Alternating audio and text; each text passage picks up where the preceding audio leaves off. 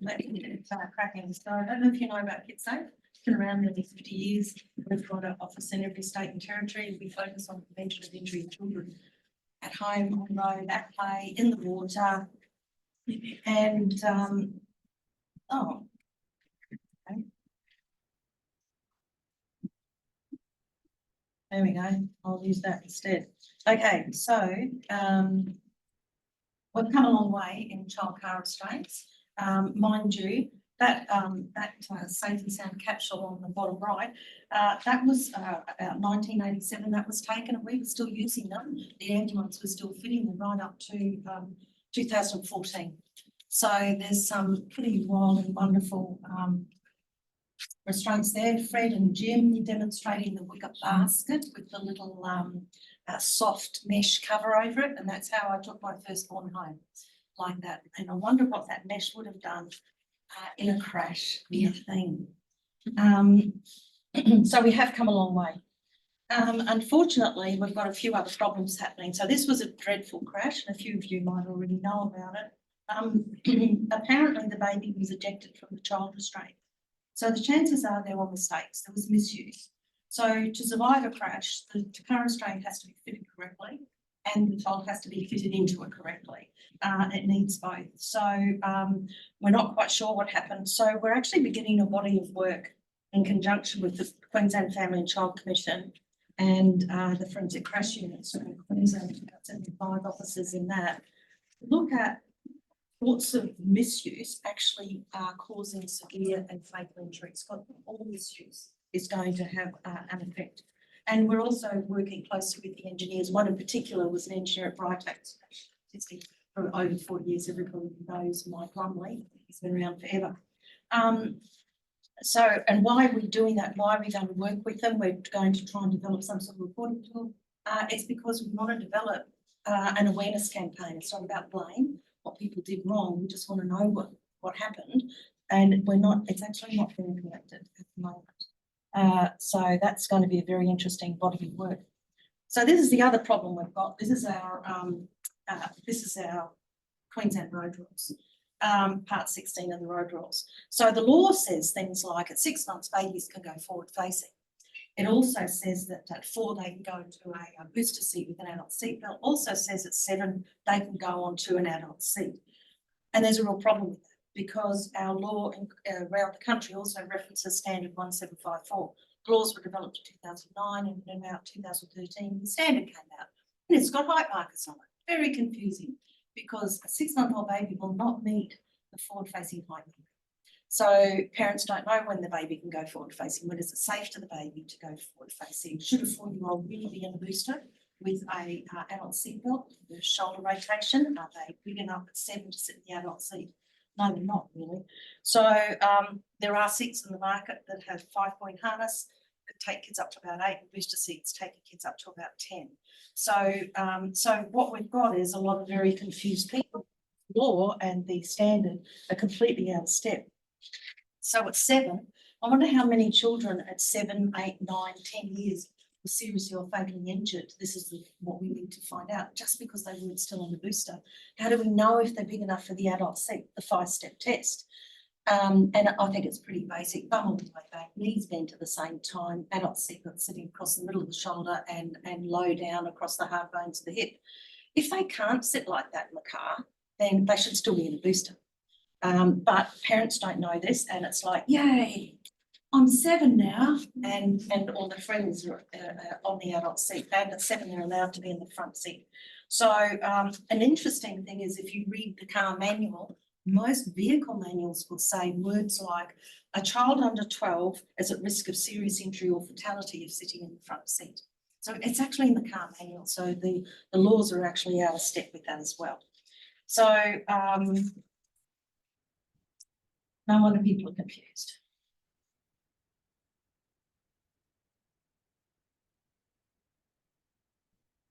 Notice how the seat and occupant start to move forward, but are restrained by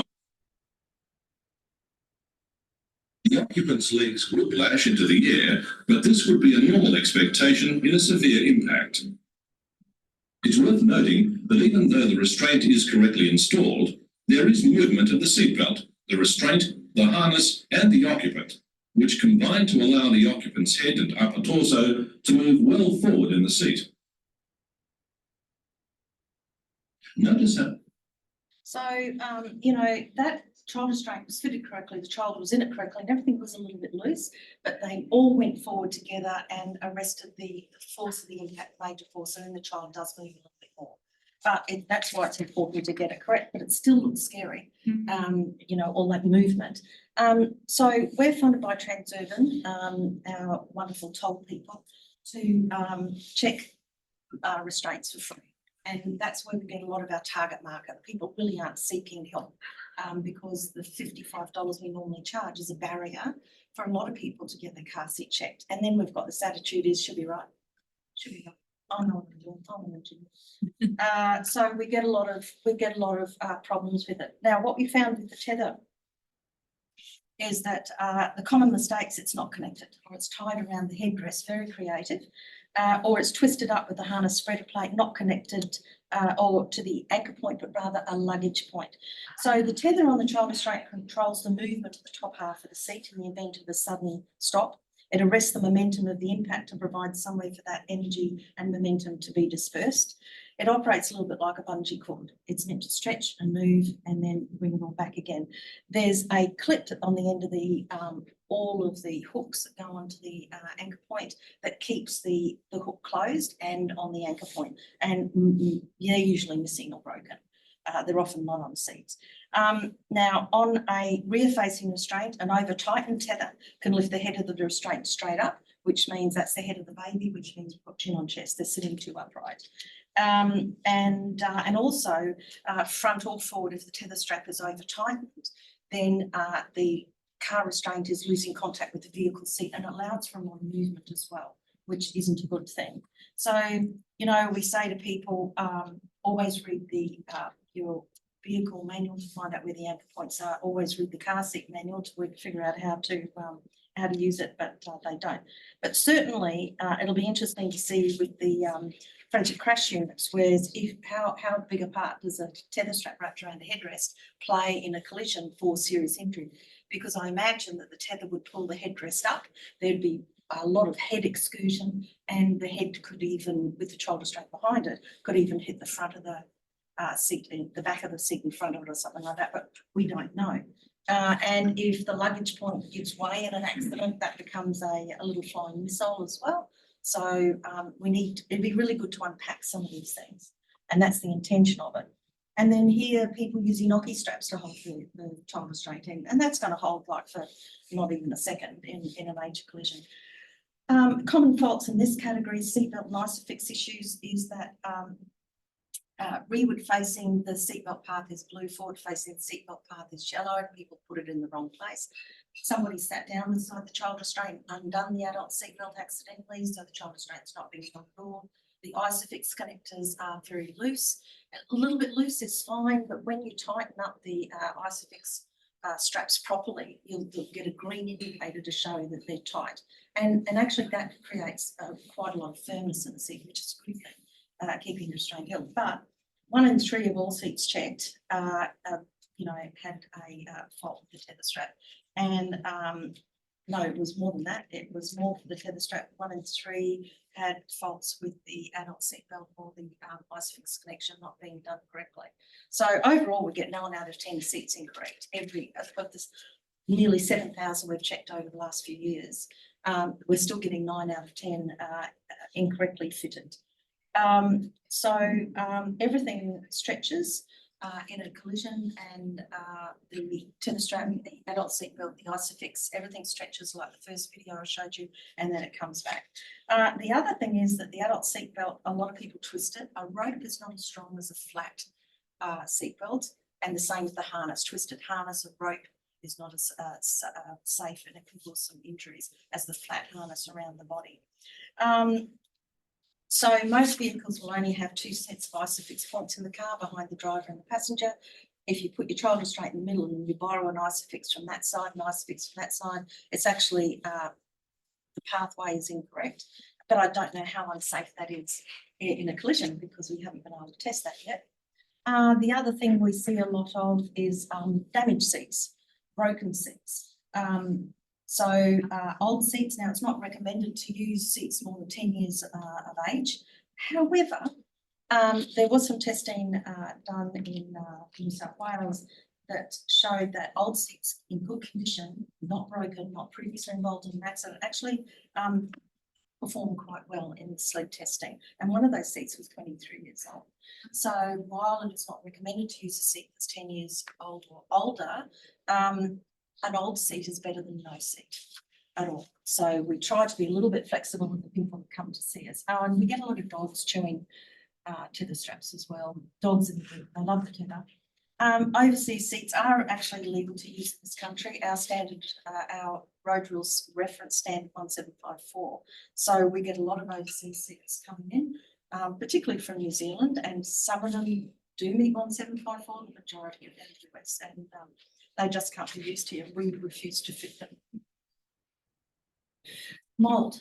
Now, this is really gross, but we see a lot of kids in seats like this, so they shouldn't be breathing in the mould spores at all. And we often see nibbles from rats and mice when seats have been stored in the garage. So why you get that out and use it for a child is anybody's guess. So, but the mould can also degrade the webbing of the tether strap, the harness. So it's actually a lot more dangerous than just breathing in the mould itself. Rear facing issues. So faults we often see is the seat was incorrectly reclined. One of those, it's not reclined at all, it's on its yellow, but it's in a rear facing position and it should be in the blue. So that baby's quite upright. And this is stabiliser bars, no, it's not up, and the middle seat is wedged between the back of the front seat. And that causes another problem. So the poor baby forward facing, too early, harness loose, twisted, and it's in the incorrect height. So that baby would have great difficulty breathing, would also jackknife out in a collision. The recline we like to get at about 45 degrees from level ground so that the baby's chin doesn't fall onto the chest. The harness should be firm and at the shoulder height, but firm around the body. And the padding behind the baby's head, the padding has not been in the standard.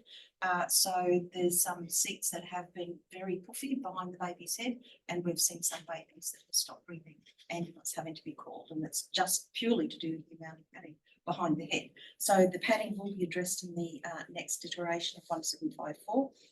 Babies need to be unswaddled before they're in the seat, because otherwise they'll just slide right out like a little sausage. No twist, don't over tighten the tether, and ensure the stabiliser rebound bar is up and locked in. And if you wedge the rear facing restraint between the back of the front seat and the seat in the crash, the tether and seatbelt, they're not able to do its job to absorb the impact of the crash. The body, well, baby's body, it will only be the baby's body that moves. So there's a lot to know about using a child restraint properly. Now, all of these little babies having chin on chest issues, and the one in the little blue jumper actually would turn blue in the car seat a lot. And that was a particular type of carrier that is on the market, and actually got a meeting this week with the engineer at that particular company to talk about the design of their product. 0 to 8 seats, I'd never put a baby in 0 to 8 seat. Some 0 to 4 seats are suitable, but babies are safe. There has been research to say that babies should be in a dedicated rear-facing restraint from birth, and they'll take them up to about 12 months. So all of those babies are having some problems with breathing difficulties, but if they're in the right seat, the one in the middle is a preemie baby, a lightweight baby, but you can see they're all sitting nicely with a little gap. Newborn babies don't have much of a neck anyway, but it's important to be able to see, and that's a very small baby there on the bottom right of the screen. And the blue baby, the blue jumper baby, now can lie back comfortably. And pardon? And scream his little lungs out. Oh yeah, but that's good. Scream is good because they're still breathing. So, and it was just a change of carrier. And the other thing that is probably interesting to note is that there's only if you've got a low birth weight baby, and there's a lot of low birth weight babies around, seems to be coming down birth weight, and there's only 2 restraints, dedicated rear-facing carriers that are tested with 2 kilo dummies and are actually dedicated for low birth weight babies, only 2 out of all the seats you can buy in the market. So, but it'll be very interesting to see what the forensic crash unit, collect the data they can collect, because I imagine that by the time they get in scene, and even the police, the babies will have been moved from the seats. So that's going to make it quite challenging. In the new iteration of the 1754, all booster seats are going to require to have that anti-slide device, previously patented by Britax. Now it's going to be on all the seats. That's one of my favourite booster seats, that big one, because it takes kids up to the age of 10, allows for bigger kids a little bit of thigh spillover if they're a bit chunky. And that's fine, but that won't pass the new standard the way it is, because you need to be able to demonstrate it crash tested with and without the anti-slide, and that one will allow submarining because it hasn't got arms. The other boosters have arms that allow some anti-slide, but now they've all got to have that sort of anti-slide device on it. Although the child is restrained by an adult seatbelt, this impact demonstrates what is known as submarining, where the pillows or other unrestrained devices are ejected in the impact from under the child, and the child slides forward, resulting in severe strangulation.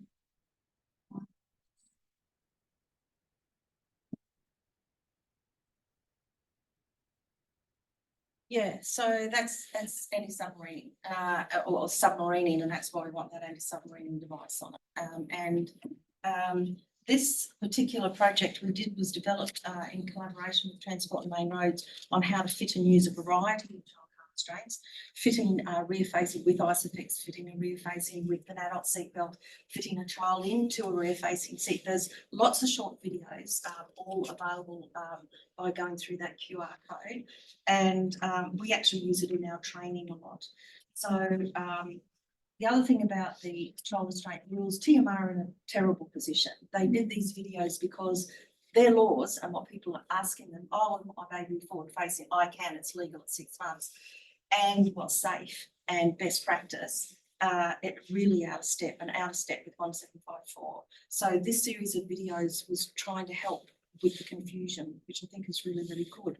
And it'll be Kidsafe nationally approached the National Transport Authority, National Transport Commission, to really plead for a review of the model national road safety rules. We were successful, and they are starting to review them very shortly.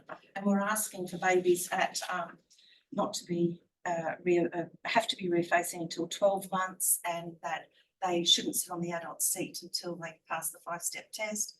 No seating in the front until they're 12. So it'll be interesting to see how we go with all of that. Another project is we went up to Doomadgee in 2017 with Transport and Main Roads, Save the Children. We delivered some training and gave away some child car restraints. Unfortunately, there wasn't a good program following up on the use of the restraints and all that sort of thing. And Doomadgee has lots of issues where they share cars. And I think they're a 4-hour drive from the Birthing Hospital at Mount Isa as well. So we're looking with Queensland Police has asked us to do something as well, and not just Doomadgee, that'll be our first, but then all of the, I think there's 16 closed communities in Queensland. One of the reasons is that with all the cameras, they're getting some big fines, and it's $1,161 per child not restrained correctly, or adult seatbelt under the arm, that sort of thing, and 4 points. And they can't sustain that, and they're pretty angry with the police on the ground. It's not the police on the ground, it's just the cameras everywhere picking them up. So what can we do to help them? We're looking at providing child restraints for newborn babies and following up with about 4 touch points along the way. Anyway, it's a work in progress, but it'll be a really interesting project to get going and get back to Doomadgee. Disability. So in the past 20, 30 years, Kidsafe Queensland's been fitting kids with spiker plasters into Australian standard seats, which is challenging because of the way they're abducted, right out some of them, and newborns in braces that keep their legs out like that. And we work closely with the occupational therapists and the physios, because we're specialists in car seats, not the, we're not allied health professionals. So that has then been taken on to, we're a registered NDIS provider, and we also work with adults with medical conditions and disabilities. So these are just some of the spiker plasters we've had to deal with. Some of them are sitting pretty straight, they're almost lying in their seats. So we use high density foam wedges. Britax, Mike Lumley did some trials, sleep testing between the high density foam wedge behind the gap in the seat and towels. Towels compress, which means the loose harness can jackknife. So we use high density foam wedges and extended crotch buckles, so to make sure that the harness doesn't sit too high, too low. Usually it's too low, and so the child can still travel safely. The other interesting ones we have is the halo, which is interesting because all of our new child car restraints have very narrow, it's a narrow space between the big AHRs around their head. So getting a child into a car seat takes some creativity because of the way the car seats are made. And we also use for this one a Protector Plus harness. They have been made for many, many years. We've got the lasting captivity. I can't get them anywhere around the world. They split in two, go through slots at the back of the seat, and then they can come through over the child's shoulders. But you've got to have the right seat as well. And so there's some interesting challenges, but we need the children to travel safely. Is it 100% perfect? No. But it's better than the child sitting on somebody's lap in back seat, which is what often the doctors write a certificate saying, oh, they can't fit in any restraint, they can sit on the lap. So yes, you get a lot of doctors writing those sorts of certificates. So there is a standard for travelling children with disabilities and medical conditions in a motor vehicle. Queensland is the only state with that embedded in their road rules. So when you look at the Part 16, I think Section 266, and it talks about the exemptions, it says if they've got a medical condition, you should be seated according to 4370, which is really good. But it is best practice, even if it's not in the state's road rules, each state, it is still all we've got for best practice. And there are disability-specific child car restraints. Now, we are not supposed to use any restraints that don't meet the Australian standard, but they're allowed to import these seats for children with specific medical conditions. We're about 90% successful getting kids into Australian standard seats, which is better. And the other thing is most of the seats we recommend are well under $1,000. Some of these seats, like the Carrot, start at $5,000 and got to $15,000. And some of them swivel, and they're using Isofix connectors, and they're very heavy, and Isofix has a weight limitation on it anyway, so I don't quite get it. So they can be used. We also follow this flow chart, which is in that the standard 4370. We assess the child's need. We need a lot of information to be able to help with OT. They come to us, I've got a problem. What can you help? You know, what have you got to solve it? That's where we start from. And so this is the flow chart, and we don't make any modifications to seats that interfere with the integrity of the seat or the way it's supposed to operate in a collision. If anything major is required, we go to the rehab engineers at STARS or whatever it's called. There's a lot of things we do under advice from various engineers. Some of the things that we have to deal with, there's postural concerns, there's behavioural concerns, and we see a lot of children who are, a lot of people and children have multiple disabilities, multiple things. We see a lot of children that are non-verbal, very aggressive, attack the driver, bounce out of the car while it's moving, and some adults as well. And some of those adults are kept in special I was going to say independent living apartments, and that was a side of life that I had never seen before. The adults that are behaving the same way as these children, you know, attacking the driver, attacking people, non-verbal, and very little understanding of what they're doing wrong and how to change their behaviour. So, so it's really important to us to we need to take a holistic approach, especially with a child. Children often can't travel in wheelchairs in vehicles because the buggies aren't designed. There's not a lot of wheelchairs that are actually crash tested, and they're not tied down properly. So can they sit on the seat beside their siblings? Why should they be out in the boot when all their siblings are squabbling and having punching fights and fun in the middle row of seat? Can we get them on that row of seat to be with their siblings? And then we do all sorts of modifications. I've done 4 of those babies where they're born with the organs outside their bellies, and had to transport them, and using various phones. And we do some interesting modifications. That little girl, that's a secure app. That secure app is actually designed to stop naughty little toddlers getting their arms out of their harnesses as they do, but in fact it provides great postural support as well. So that's where you have to know your products and know your seats. And then look, we have we've got a 65-year-old very happy sitting in a booster, high density foam block under feet, high density foam that we really velcro well to the floor of the carpet of the vehicle. So for behaviourals, it can't be grabbed by the feet, picked up and used as a missile, but also to support the legs, because if you have a nice good knee bend, then a child or an adult can push their bum back into their seat. And also if it's a child with special boots or anything, that's heavy. Dangling feet are not fun when your legs are hurting and everything. So to provide some comfort for them. Unfortunately, the little one on the right was just too heavy for most restraints. Can't use the anchor point because it's got a weight limitation. So we had a specialty harness, postural harness, provided for that one.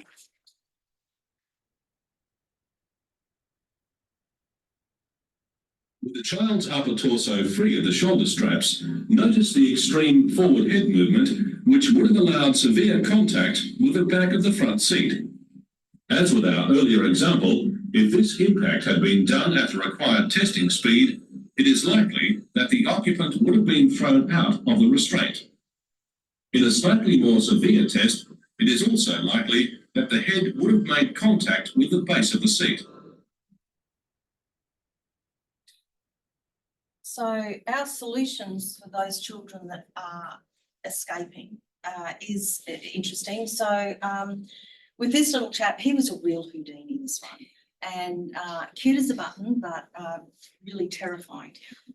So we used a seat. There's only one that I'm aware of in the market that we can use like this, and it converts from a harness seat to a booster seat. So I use both. I use the built-in harness as well as the adult seat belt around, and then I secured them with the chest strap.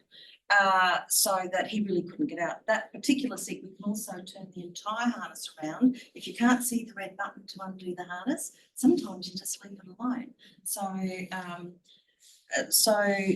the other thing that we did was put the red clip, which is often used to secure a particular brand of seat, to make the seat belt tight to fit it. But we've put it behind the guide for the adult seat belt, so he can't loosen it and pull it away. And that's something we can do quite commonly.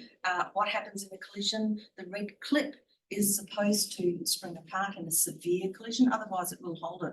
But the part of the seatbelt that is still around the body will still stretch and do its job and still lock. I have checked that with an engineer, by the way. There's not a lot we do without knowing that it should be done. And these children are all using various harnesses, some postural, some behavioural, but they're in a full back booster. So they've still got the side impact protection, but these harnesses are not harnesses that come with the seats.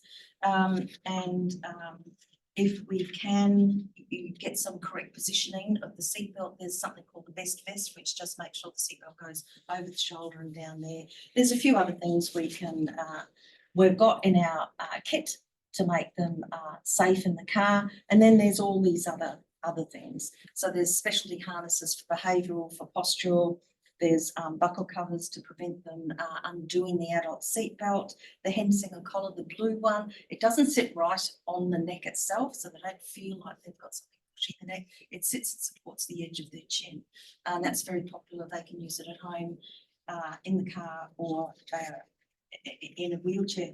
The Hensinger, you think, oh, should that really be used in an accident? But unfortunately, sometimes after, say, seizures, they flop and they're very floppy and the head goes down and it does interfere with their breathing. So again, it's Is it 100%, or are we keeping them breathing? It's important to keep them breathing. And then we look at things like other modes of travel. We work a lot with special school buses and bus transport generally. Motorhomes are very popular, and positioning of child restraints in them, or specialty harnesses. Taxis, oh, don't get me started on taxis. If they're under one, they can sit on the adult's lap. Over one, they sit in the adult seatbelt beside the passenger in the back of the Queensland taxi. In New South Wales, you need a child restraint. I mean, anyway. And planes. So there are some specialty harnesses that we can use on planes. Then, thanks to the Transport and Main Roads Community Road Safety Grants, we've actually done a lot of really good work with them, and our lovely safety trailer down the bottom. We've trained people to fit car seats. We do a lot of workshops, and we were funded to provide a lot of Bring a Baby Home, Bringing Pregnant Baby Home videos, and safety and injury and crash series of videos as well. And we've got one going on bicycle safety, pedestrian safety. And I've already asked the people in the room if they've got any data to send it my way, because I'd like some. And other people also can apply through the Community Road Safety Grants for us to supply training and child car restraints to their community. And a lot of people are very successful doing that. And then this is safety and injury and crash. Now, we use crash because we've drowned him, we've burnt him, we're running over, and he's sort of non-threatening because he is a crash test dummy. He's not a real person, and it appeals to parents as well, because we're not criticising them, but we're still showing them what's the right thing to do. So we're going to be using the safety and injury and crash for our pedestrian safety and our bicycle safety, if we're lucky.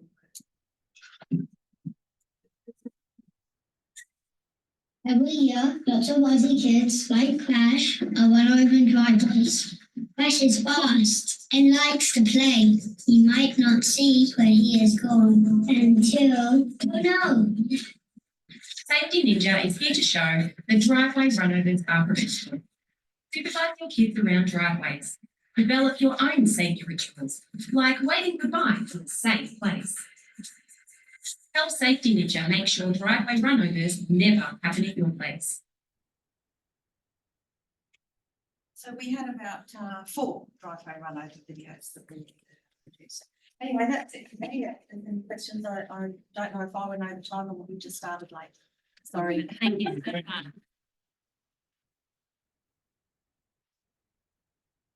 Was a very interesting presentation.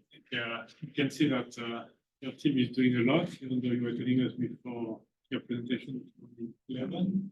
So, questions. We might start with the room.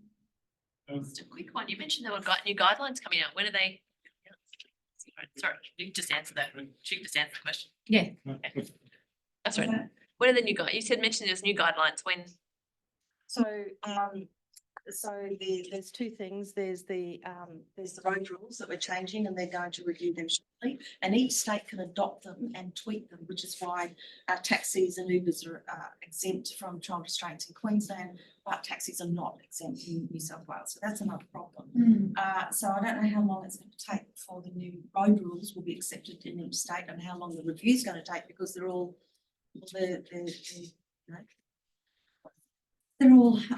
anyway, public servants. So the 1754 is I think they're just tweaking a few things, and then it's going to be put out for public comment, or has it already gone out for public comment? It's that close. That close. Thanks. And this standard, is it an Australian one, or it's just an application of an international? Whole Australian. We've actually got the best standard in the world for our child car restraints, to be fair. With our tether strap use, we have the option of ISOFIX compatible connectors, or we have the adult seatbelt, and you know, our restraints themselves are tested at a very high level for safety.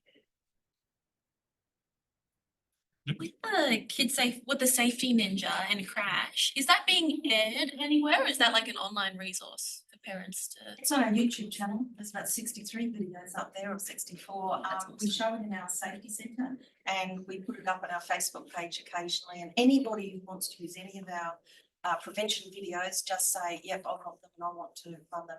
We did ask the Queensland Children's Hospital to play quite a few of them on their TV channel. Sometimes they do, sometimes they don't.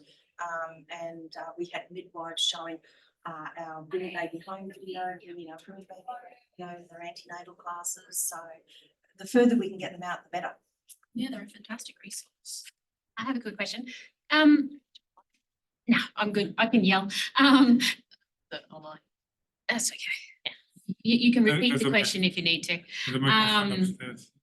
So if you're a brand new parent, like for the very first time, you get pregnant, and all this sort of stuff, where do you start with this? Because I guess, do you hear about it? Like, is it when you go to the shops and you start thinking, oh, I've got to, fit out a room, or is it the hospital, or is it I'm not sure, where would you even start? Because you've got so many fantastic resources and everything, but if you've never sort of thought about it before, I'm guessing, where do people start? That is the biggest problem. Okay. Yeah. So Queensland Ambulance used to Yep. hire and fit Yeah. the baby capsule. Yep. They handed it over to us in 2014 with no Yep. funding. So eventually the program shut down. Yep. Because we couldn't sustain it all over the state. And Baby Bunting do some child car seat fitting. Mhm. I don't know what they charge, similar to us, I think. And we are unfortunately in the southeast corner of Queensland. So where do they find the information? Usually word of mouth and TikTok. Yep. They go to the baby store, and to be fair, the baby stores, they profit-making concerns, and they suck you in. Do they say that out loud? They get you in with specials, Yes. and then they upsell you to what they need to sell you. And that's true of lots of things, like baby slings that are killing babies. There are 3 or 4 deaths in Queensland with a certain type of sling that doesn't keep them upright. And they still sell bumpers, and they still sell cot pillows, and all the things we know are dangerous and safe sleeping, they're still selling them. And the same with the child car restraint. So the information you're getting from a salesperson isn't expert information. Yeah. But that's often where they'll be starting, like, I'm newly pregnant, let's Yeah. go shopping. Yeah. And that is a problem. To find Kidsafe, if we had lots of money for marketing, it'd be great. We don't.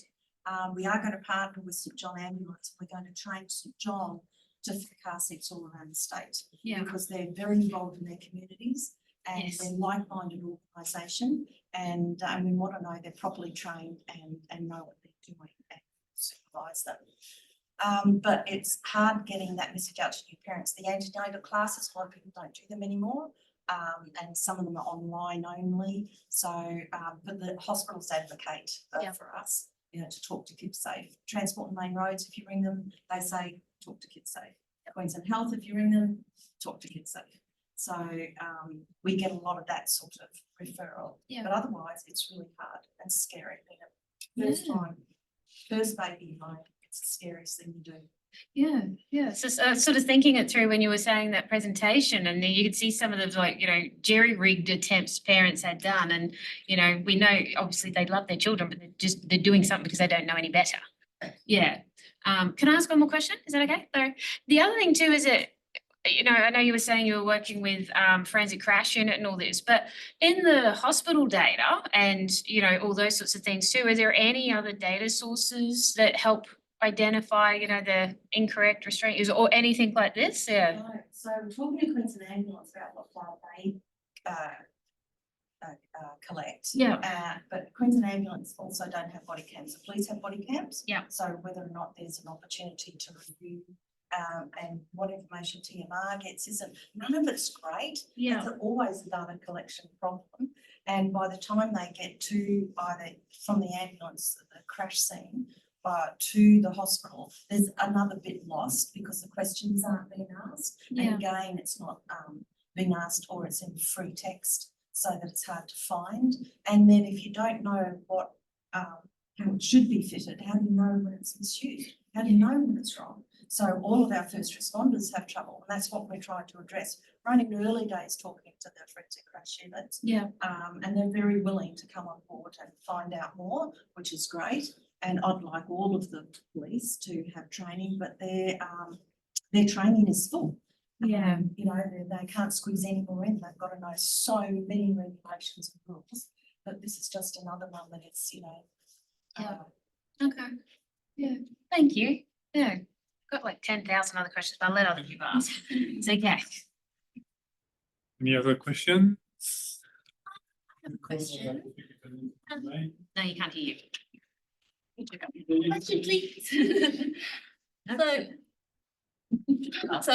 My partner's a child safety officer, and he said that he got trained to fit car seats. Is that something you do with the Queensland government? Oh, yes. Okay, So child awesome, safety in yeah. a very awkward position because, and we have gone around, we give them workshops on the car seats that they actually have to use in their group.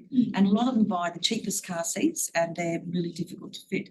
And like in some circumstances, child safety are called and you have to remove kids. The kids are distressed, the parents are distressed, it's a police situation, get out of here fast. So you're guessing, do I put them rearward, forward? Now, if you put them forward and you're in a seat that you have to manually move the harness in and out of the straps and connect to the spreader plate at the back, you know, the old way, then you don't have time. So you're going to be putting that child in a seat and maybe it's going to be up here and too loose around their body, or it's going to be too low and you're squashing them in. They're distressed, now they're further distressed.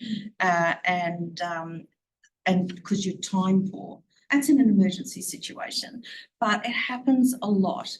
And so we go and do workshops and usually we audit all their seats to tell them whether they're good, bad, broken, or whether they should get some more. And often they will buy seats that are easy adjust. So it's easy to adjust the height.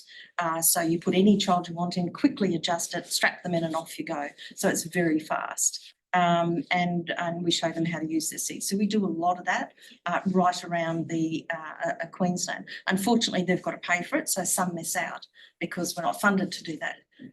But we do maybe 4 workshops a week to a lot of people, child safety and other organisations that transport children to and from foster carers, for visitation rights, for all sorts of things. So, yeah. Yeah, no, that's awesome because my partner's actually told me, he's like, I had to show another parent how to use a car seat and I only learned 2 months ago. Yeah, no, it's really lovely. So you were saying that like after 6 months, people tend to just turn the child around. Do you find that they want to do that like early, even though you might tell them not to? Like, is it something that they want to do for some reason, even though the advice is to keep them? Look, we had a lady yesterday. She wanted to keep her baby rear facing, but she also wanted the baby to be in the front seat so that she could put her hand on it because he cried all the time in the car. And so people do things for various reasons. It's not because they necessarily want to put their baby forward facing. The baby's crying all the time. With this particular lady yesterday, the seat was so loose, a baby that likes being snuggled, and he's a snuggler, likes being cuddled, held firm. All of a sudden he's in the seat that's roaming all over the back of the car and he can't see his mother. Do you know what I mean? So of course he's upset. So, you know, it's a few strategies to tighten the seat up to get the, you know, to get the whole child travelling. He was only 10 months old, but he was still too small. Some babies are over 2, they're running around, but they actually aren't meeting the height markers. So, and it makes it very awkward then because legally we can't turn them forward facing. Because if the height markers, we've got to do what the seat says, the seat tells us to. Does it happen? Is it very like? Is it a common thing that they just don't? We get abused by a parent at least once a week, saying, "Well, why won't you do it?" Yeah. And because you know the law says, and you know, however, the height markers in the seats are slightly different. So when you turn some 0 to 4 seats forward facing, the instructions say remove the padding, which means the child's going to slide down. Gravity will pull them down anyway. There could be some dedicated forward facing from 12 months, they say on the box, from 6 months up to 8 years, and you can leave the padding in. So a child that might not, could be 2.5 and running around, might not meet the height marker to go forward facing in that seat, but will meet the height marker in another seat. So, you know, it's really complicated for people. Yeah. Any online? little. We had some things in the online presentation from Sherry. This is great. There's no question. I have one. So you do all of this to help people with putting their seat properly. But and then you said that sometimes you just go and do 4 times checking with So the kids are growing, but how do parents deal with the fact that the kids keep growing and making sure that it keeps up Looks to like this. date? So so how often it's the should height they? marker. Yeah. So the first big one is when to go forward facing. The next big one is when can they go into a booster? And is it 4? Is it a magic age? There's no magic ages in this. They might be staying in their 0 to 4 seat until they're 5 because they're little, petite.